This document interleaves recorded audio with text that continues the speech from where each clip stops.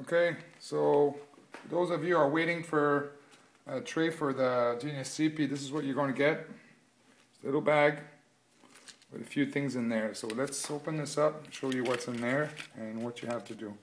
I want to show you how to do this. Make sure you get it right, save you some time as well. Okay, so in there you have little tool, handmade tool. This is just going to be to adjust. Let me show you this here.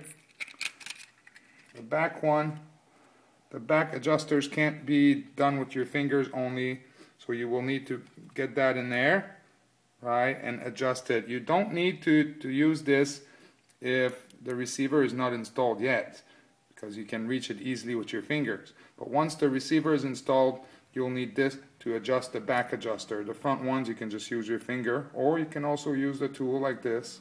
Just put it in and then turn as you wish. So that's the tool. And then you will also have a little plate, little tray. You'll find that it's not perfect. It's not as perfectly asymmetrical. It's just done by hand. I use a Dremel tool, drill press, and some diamond burrs to do this. But essentially the 3 holes is what really matters most. They need to line up with the 3 holes on the frame. 1, 2, 3, and they will line up well. So that'll work for you. And then you will have 3 linkage. And they're different. Well, 2 of them are the same. Let me show them to you. 2 of them are the same for the front, and this one here is for the back. And you will also have 3 springs, as you can see here, 3 tiny springs and 3 little washers. The washers are because the holes on the frame are too big for these tiny little springs, so you will need to put a washer on which the spring will sit. You can actually use a little bit of epoxy in the holes instead and poke through it with a needle. I think it'd be better than those big washers, which is what I did on my Heli. I am not using washers on my Heli. So to install this is pretty straightforward. You need a pair of long nose pliers, and then I always start with the back one for some reason. Find it easier to begin with the rear one. Get that on there, and then you just get that through frame, the frame as such.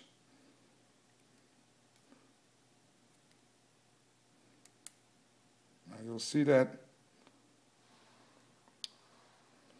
the other end of the adjusters goes into a hole like this.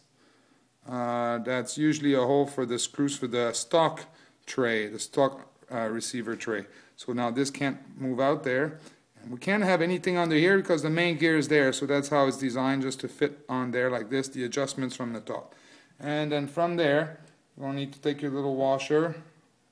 If you have not used epoxy, put that on there, and then put your spring on there, and then the tray, that on there, hold that together, and then put the linkage on there, the linkage end on there, and that's that. Now it's easier for me to do it quickly because there's no servos on there now. Like I said, if you want, you can always use the little tool here, right, and to screw that in there. Okay, so I'm just going to use my finger, it's easier, and what I do is I put it about mid-tension of the spring. So I don't squish the springs all the way down, just about mid-tension. Now look at the tray, you see it's tilted. That's because the end of the spring, of course, it's a cut-up spring. So then I will just turn the spring until, let me hold this together here. I will turn the spring until the tilt is not sideways, but towards the front. Or the back, doesn't matter.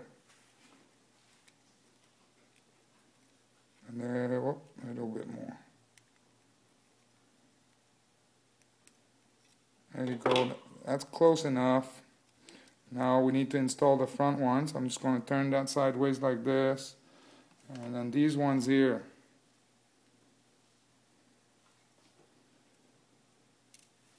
What you do is you go from the bottom and you hook it up on the frame, not on the actual hole, but on the inside of the frame as such.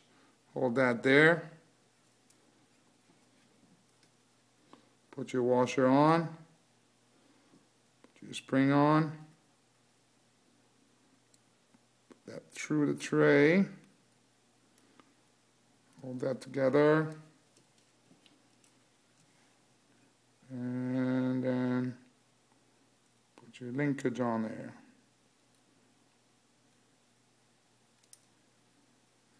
As such. See, this washer ID is not working very well. You might have to just use epoxy in the hole, like I said. I don't think the washer is going to work very well because the bloody spring can coil around it. So just tighten that up like this.